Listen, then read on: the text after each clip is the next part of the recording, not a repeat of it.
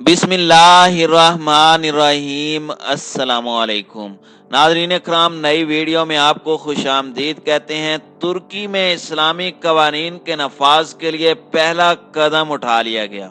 Europe और America में थरथल्ली much गई। तुर्की के सदर रजब तैयब उर्दगान डट गए। गैर इस्लामी कवानीन के खात्मे का सदारती ऑर्डिनेंस जारी कर दिया। सल्तनत उस्मानिया की याद ताज़ा हो गई। क्या उर्दगान अपनी बेहतरीन हिकमत अमली के साथ यके बाद दीगरे इस्लामी कवानीन नाफिज करके खिलाफत को दोबारा बहाल करने जा रहे हैं? हकीकत क्या है? वीडियो की तफसील में जाने से पहले तमाम दोस्तों से गुजारिश है कि वीडियो को आखिर तक मुलाहिजा करें ताकि खित्ते में तेजी से बदलती सूरत हाल से आगाह रह सकें। नाज़रीन इकराम, तुर्की के सदर रजब तैयब उर्दगान ने खवातीन के हुकूक के हवाले से इस्तांबुल कन्वेंशन से तुर्की के दस्तबरदार होने का ऐलान कर दिया है। इस सिलसिले में सदारती हुक्मनामा जारी कर दिया गया है।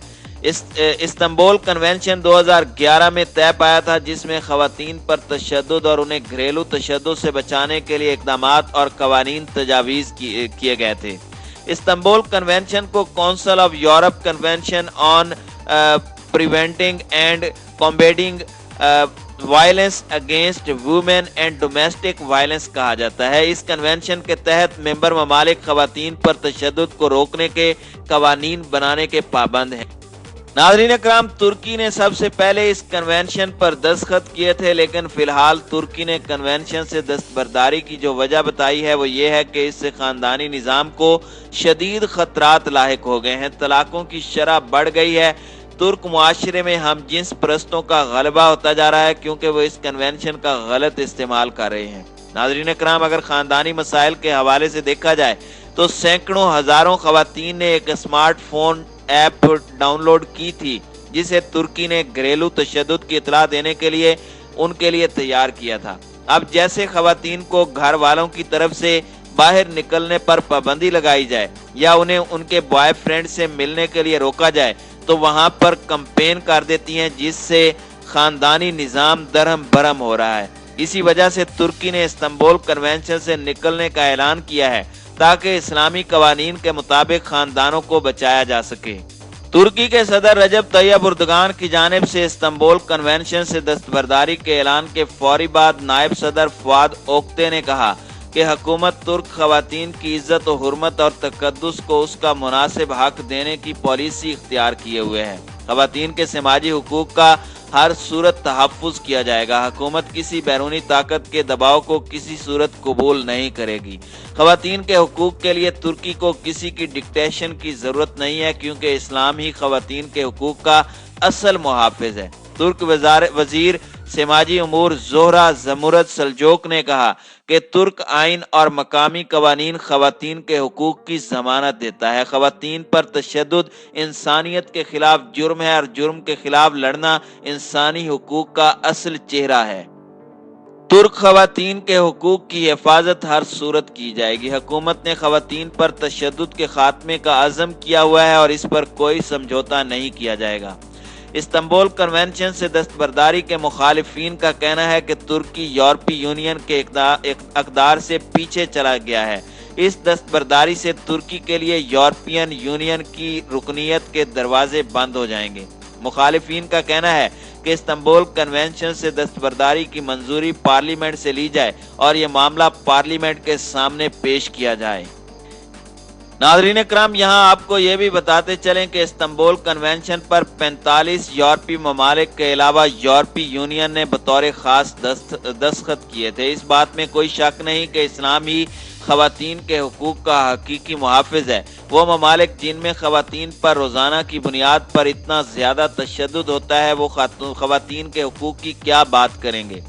तुर्की के सदर रजब तैयब उर्दगान ने कहा है कि ये यूरोपीय मुआशरा जहाँ पर खवातीन की आबरू रेजी होती है वो क्या जाने कि खवातीन के हुकूक क्या होते हैं। इस्लाम में मुकम्मल तौर पर खवातीन के हुकूक को डिफाइंड किया गया है اور ہم اس کے علاوہ کسی بھی ضابطے یا کنونشن کی کوئی بات نہیں مانتے۔ اس کے بعد سے ترکی کے یورپی ممالک کے ساتھ حالات یقیناً خراب ہو سکتے ہیں، کیونکہ اس کنونشن پر 45 ممالک نے دستخط کیے تھے، اور ایسے کنونشنز اور ایسے معاہدات کا مقصد صرف اور صرف اسلامی ممالک کے اندر مغربی طرز زندگی کو فروغ دینا ہوتا ہے۔ ناظرین کرام، اگر اسلامی ممالک کے اندر دیکھا جائے تو مغربی ممالک خصوصاً امریکہ نے اپنی کسٹڈی کے اندر ایسی پالیسیاں نافذ کر دی ہیں کہ جس کے بعد اسلامی ممالک کا تشخص پامال ہوتا نظر آ رہا ہے۔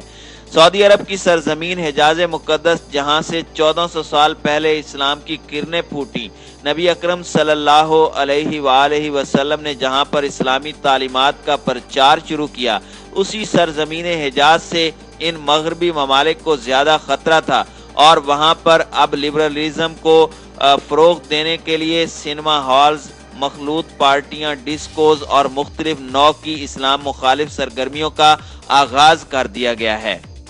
ناظرین کرام، اگر یہاں پر دیکھا جائے تو ترکی ایک ایسا ملک ہے جس میں ترکی کے صدر رجب طیب اردگان کے خیالات کافی زیادہ اسلامی ہیں۔ وہ اسلام کی سربلندی کے لیے کام کرنا چاہتے ہیں۔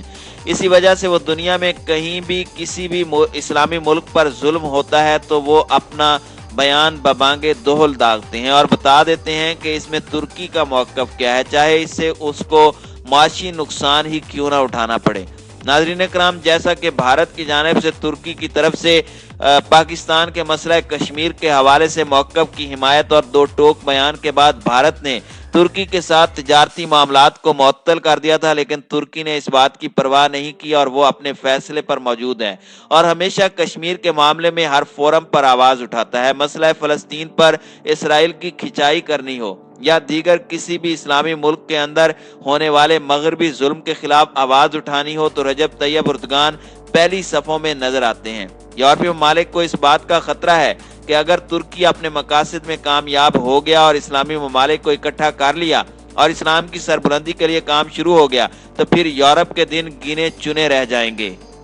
اسی وجہ سے کوشش کی جا رہی ہے کہ مختلف قسم کے معاہدوں کے اندر پابند کر کے اسلامی ممالک کے اندر ایسی خباثت والی پالیسیاں اپنائی جائیں جس سے یوتھ کو حقوق کے نام پہ ڈی ٹریک کر کے آپس میں لڑا کر ان ممالک کو کمزور کر دیا جائے، لیکن ترکی کی جانب سے جرأت مندانہ فیصلہ کر کے استنبول کنونشن سے دستبردار ہونے کا اعلان اس طرف اشارہ کر رہا ہے کہ ترکی میں اسلامی قوانین کے نفاذ کے لیے راہ ہموار کی جا رہی ہے۔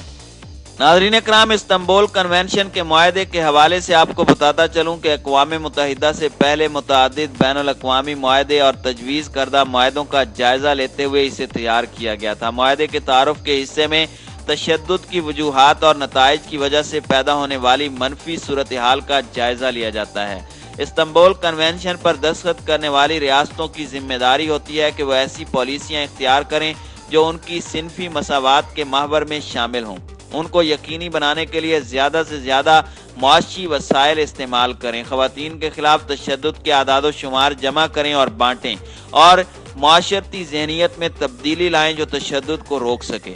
اس میں بنیادی توقع اور شرط یہ ہے کہ اسے بلا تفریق قائم کیا جائے، اور اسی تناظر میں ریاست کی جماعتوں کو چاہیے کہ وہ تشدد کو روکنے کے لیے شعور بیدار کریں اور غیر سرکاری تنظیموں اور متعلقہ اداروں کے ساتھ تعاون کریں۔ اس میں خواتین کی طرف بھی توجہ دلوائی گئی ہے جو کہ صنفی عدم توازن اور طاقت کے تعلقات کے موجودہ صورتحال کی بنیاد پر اور بچوں کی حفاظت کی بنیاد پر تشدد کا نشانہ بنتی ہیں۔ کنونشن میں خواتین کی اصطلاح نہ صرف بڑوں بلکہ 18 سال سے کم عمر لڑکیوں پر بھی لاگو ہوتی ہے اور اس کے مطابق نافذ کیے جانے والی پالیسیاں طے کرتی ہیں کہ تشدد کی روک تھام معاہدے کا بنیادی جزو ہے۔ ناظرین کرام، ترکی نے استنبول کنونشن پر 24 نومبر 2011 کو دستخط کیے تھے۔